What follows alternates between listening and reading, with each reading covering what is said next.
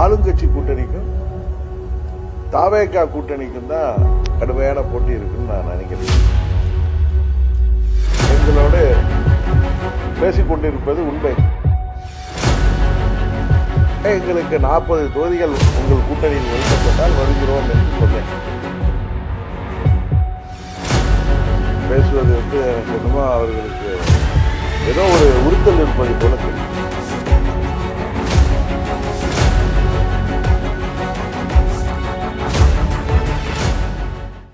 முதலமைச்சர் அந்த தேர்தலை வச்சு தேர்தல் ஆணையம் மீது ஒரு நம்பகத்தன்மை போயிடுச்சு அப்படின்னு சொல்லி பாஜக வெற்றி பெற்று. தேர்தல் ஆணையம் எப்படி இருந்தாலும் தமிழ்நாட்டில் நடப்பது திமுக ஆட்சி தான். அதனால இந்த SIR தமிழ்நாட்டை சேர்ந்த அலுவலர்கள் தான் அதை செயல்படுத்துகிறார்கள். எல்லா கட்சிகளும் ஒன்றிணைந்து அதை விஜிலண்டா சரியான முறையில் செய்யறப்ப தேர்தல் ஆணையமோ இல்ல வேற யாரோ என்ன செய்ய முடியுங்கிறது தான் என்னுடைய கருத்து.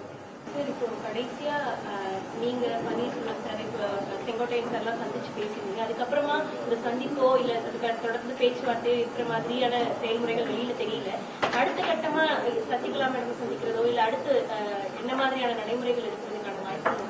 நாங்க தொலைபேசியில ஒருத்தரோட தொடர்புல தான் இருக்கோம்.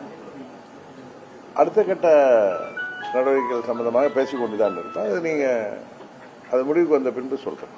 தேர்தல் நெருங்குது, உங்களோட முடிவு எப்படி சார் இருக்க போகுது? ஏன்னா காலம் போற போக்குல சொல்றதா சொல்லி நீங்க வெயிட் பண்ணுங்க, என்ன காலம் இருக்கு.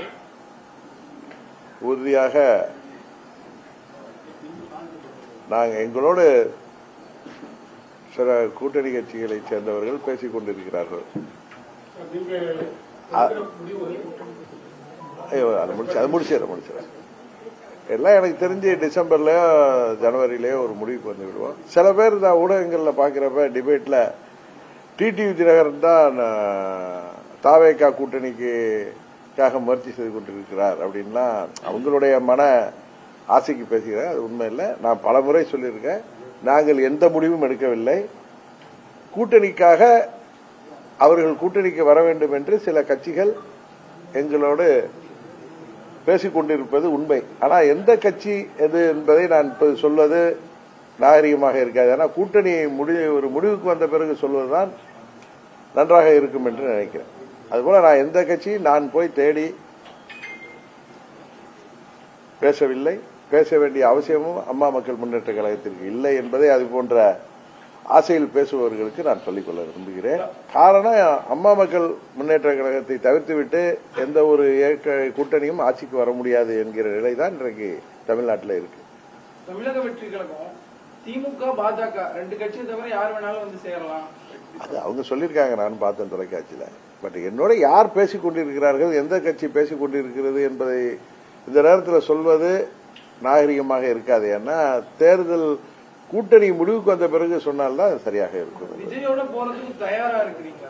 இல்ல, நான் எந்த முடிவுமே அம்மா மக்கள் முன்னேற்ற கழகம் இன்னும் எடுக்கல. எங்க தலைமை கழக நிர்வாகிகளோட, மாவட்ட செயலாளர்கள், மற்ற நிர்வாகிகளோட கலந்து பேசிதான் எந்த முடிவும் எடுக்கணும். இது இன்னும் அந்த முடிவுகளுக்கெல்லாம் நாங்க வருகிற அந்த ஸ்டேஜ் இன்னும் வரல. ஏற்கனவே மக்கள் நல கூட்டணி அமைஞ்சது மாதிரி 3ஆம் அணிக்கான இந்த பலமான அணிக்கான வாய்ப்பு இருக்குதா?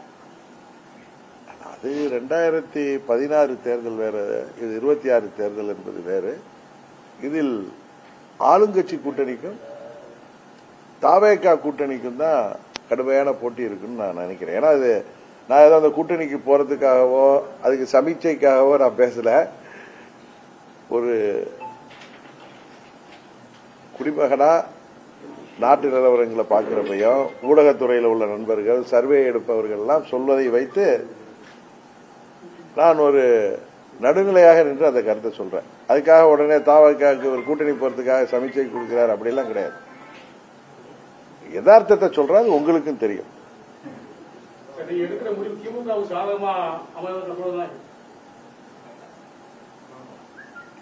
எங்களை பொறுத்தவரை துரோகத்தை வீழ்த்த வேண்டும் என்பதுதான் எங்கள் நிலைப்பாடு. 21 தேர்தலிலே நாங்கள் சில முக்கியமான நபர்கள் கேட்டுக்கொண்டிருக்கிறாங்க. கூட்டணி அமையாது என்றும் தெரிந்தும் அவர்கள் மீது உள்ள மரியாதையில் வயதில் பெரியவர்கள் கேட்கிறார்களே என்று நான் அன்றைக்கு பேசுவதற்கு அனுமதித்தேன். காரணம், பழனிசாமி எங்களுக்கு துரோகம் செய்திருக்கிறார். எங்களை சந்திப்பதற்கே அவருக்கு உறுதியாக தயக்கம் இருக்கும். அதனால அவர் கட்சியோட சேர்ந்து போட்டியிடுவதற்கு வாய்ப்பே இல்லை என்பதை என்டிஏ கூட்டணியில் உள்ள கட்சிக்கு அங்க முக்கியமான தலைவர்களுக்கு நான் சொல்லியிருக்கிறேன். 21 இது நடக்காது என்று தெரிந்தும் அப்பொழுதுதான் என்ன டெல்லியை சேர்ந்தவர்கள் என்னை அணுகிய காரணத்தினால் அவர்களுக்கு மரியாதை கொடுக்க வேண்டும், அவர்கள் அனுபவத்திற்கு மரியாதை கொடுக்க வேண்டும் என்கிற காரணத்துக்காக எங்களுக்கு 40 தொகுதிகள் உங்கள் கூட்டணியில் ஒதுக்கப்பட்டால் வருகிறோம் என்று சொன்னேன். அந்த தேர்தலில் நான் போட்டியிடவில்லை என்றும் நான் சொன்னேன். அதற்காக நான் அன்று செல்வதாக இருந்தேனே இன்றைய இல்லைன்னு கேட்பது தவறு. ஏன்னா என்னை சந்திப்பதற்கும் ஏற்றுக்கொள்வதற்கும் பழனிசாமிக்கு தயக்கம் இருக்கும். ஏன்னா எங்களுக்கு துரோகம் செய்திருக்கிறார். ஆனால் அவர் அந்த கூட்டணி அமையாது என்று தெரிந்தும் என்னை கேட்ட அனுபவஸ்தர்களுக்காக அவர்கள் வயதை காரணம் கொண்டு அவர்கள் அனுபவத்தை கண்டு நான் மரியாதை கொடுத்து சொன்னேன். அது அமையலைங்கிறத அமையாதுங்கிறது தெரிந்தோம். நாங்கள் தனியாக தான் போட்டுவிட்டோம். நாங்களும் தேமுதிகவும் நாங்கள் வெற்றி பெற முடியவில்லை. ஆனால் யார் ஆட்சிக்கு வரக்கூடாது, எந்த துரோகம் வென்றுவிடக்கூடாது என்று நினைத்தோமோ அது நடந்திருக்கிறது. இந்த முறையும் எங்களது முதல் இலக்கு துரோகம் தமிழ்நாட்டு அரசியலிலே, இந்திய அரசியலிலே யாராலும் நினைத்து பார்க்க முடியக்கூடாது வருங்காலத்தில்ங்கிறதுக்காகத்தான் அம்மா மக்கள் முன்னேற்ற கழகம் இந்த தேர்தலையும் சந்திக்க இருக்கிறது. யார் ஆட்சிக்கு வந்தாலும் பரவாயில்லைங்கிற நான் இன்னொரு வார்த்தை சொல்றேன், நீங்க அதை கவனிக்கல. நாங்கள் இடம்பெறுகிற கூட்டணி அம்மா மக்கள் முன்னேற்ற கழகத்தை தவிர்த்து விட்டு எந்த கூட்டணியும் ஆட்சி அமைக்க முடியாது என்பதையும் நான் சொல்றேன். நீங்க அதை விட்டுட்டு நீங்க பர்டிகுலரா திமுக கூட்டணி ஆட்சிக்கு வந்தால் பரவாயில்லையா நீங்க கேட்கிறது, மக்கள் என்ன முடிவு செய்கிறார்களோ அதுதான். அதே நேரத்தில் அமமுக இடம்பெறுகிற கூட்டணி தான் இந்த தேர்தலில் வெற்றி கூட்டணியாக அமையும் என்பது எங்களது கருத்து. நீங்க தாவேக்காவுக்கும் ஆளுங்கட்சிக்கும் தான் போட்டி நிலவுது அப்படின்னு சொன்னீங்க. ஆனா உதயநிதி ஸ்டாலின் என்ன சொல்றாருன்னா, புதிய கட்சி தொடங்கியவர்கள் வரலாறு கிடையாது, திமுக தான் ஆட்சி அமைக்கும் அப்படின்ற மாதிரி பேசுறாரு. எல்லா கட்சிக்குமே இப்ப 49ல திமுகவுக்கு என்ன பெரிய வரலாறு இருந்திருக்காரு? எந்த கட்சிக்குமே இருந்திருக்காரு. அண்ணா அவர்கள் 49 ஆரம்பிச்சதுனால இன்னைக்கு வசதியாக 2025 பேசுறாரு.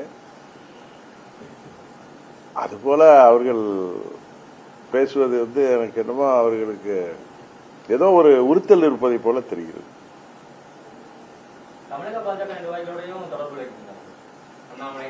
இல்ல அண்ணாமலை என்றே நட்பு ரீதியாக எப்போது பேசுவாரு. நயினா நாயந்தனோட தொடர்பு இல்லை, வேற யாரோடையும் தொடர்பு இல்லை.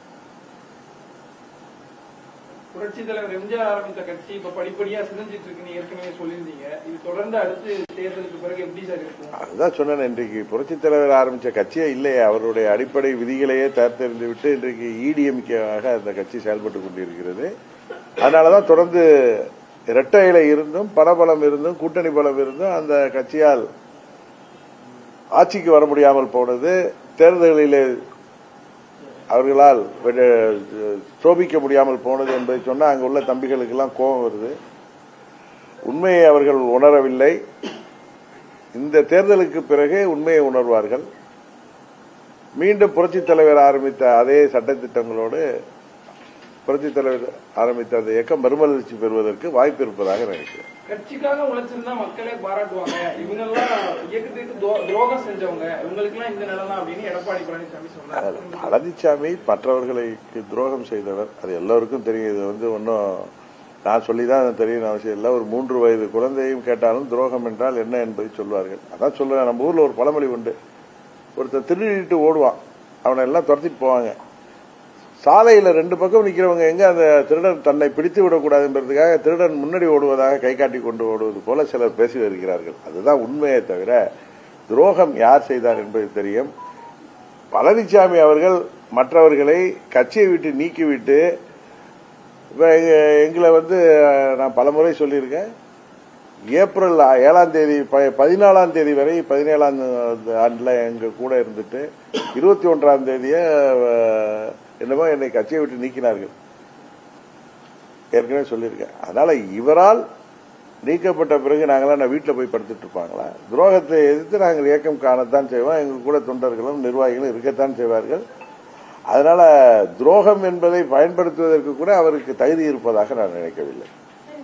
செயல்முறை முறையா நடக்கணும் அப்படிங்கறதை எதிர்த்து பாஜக நாளைக்கு ஆர்ப்பாட்டம் பண்றதா சொல்லியிருக்காங்க. அதிமுக கூட திமுக நிர்வாகிகள் பலர் வந்து அதை அடாவடி போக்கா செயல்படுறாங்க, மாவட்ட தேர்தல் அதிகாரிகளை கைக்குள்ள போட்டு செயல்படுறாங்கன்ற மாதிரி பேட்டி கொடுத்திருந்தாங்க. அவங்களும் ஆர்ப்பாட்டம் பண்றதா சொல்லியிருக்காங்க. இந்த செயல்முறை முறையா நடக்கிறது இல்லதாங்க. அதாவது திமுக என்ன சொல்லுது, தேர்தல் ஆணையம் இது சரியா செய்யாதுன்னு சொல்லி அவங்க அதை விஜிலண்டா பார்வையிற மாதிரி எல்லா கட்சிகளும் அதை வந்து அந்தந்த ஒவ்வொரு பூத்துக்கு வர்றப்ப அங்க உள்ள எல்லா கட்சிக்கும் நிர்வாகிகள் இருக்கிறார்கள். அவர்கள் அதை விஜிலண்டா அதை வந்து அதை கண்காணிக்கிறப்ப எந்த தவறும் நடப்பதற்கு வாய்ப்பில்லை. இதுபோல இறந்தவர்கள் ஓட்டு, 2 ஓட்டு உள்ளவர்கள் ஓட்டு, இது போன்ற இதெல்லாம் நீக்குவதற்கு நல்ல வாய்ப்பு இருப்பதாகத்தான் நான் தனிப்பட்ட முறையில் கருதுகிறேன். அந்த தேர்தல் ஆணையம் கொடுத்திருக்கிற படிவத்தை பூர்த்தி செய்வதில் தான் ஏழை எளிய மக்களுக்கு, கிராமப்புற மக்களுக்கு பிரச்சனை இருக்கும். அதை மற்ற கட்சிகள் உதவி செய்யணும். இல்ல நீதிமன்றத்துக்கு சென்றிருக்காங்க திமுக, என்ன நீதிமன்ற தீர்ப்பு வருகிறது என்பதை பொறுத்திருந்து பார்ப்போம். பாஜகவோட கூட்டணி வச்சதுனால டெல்லி பிக் பாஸ் சொல்றதுக்கெல்லாம் எடப்பாடி பழனிசாமி அடிமையாகிட்டாரு, தமிழர்களோட உரிமைகளை விட்டு கொடுக்க தயாராகிட்டாரு அப்படின்னு சொல்லி ஸ்டாலின் சொல்லியிருக்காரு. அந்த கருத்தை நீங்க எப்படி சார் பாக்குறீங்க? 99 திரு ஸ்டாலின் அவருடைய தந்தையாரும் கூட்டணியில் இருந்து 5 ஆண்டுகள் அமைச்சரவையில இடம்பெற்றிருந்தார்கள். அப்ப வந்து டெல்லி பிக் பாஸ் சொன்னதுதான் அவங்க அப்பா கேட்டுட்டு இருந்தாரா என்னமோன்னு எனக்கு தெரியல. அதனால அப்படி சொல்லலாம், அந்த தன் அனுபவத்தில் கூட அவர் அப்படி சொல்லலாம்.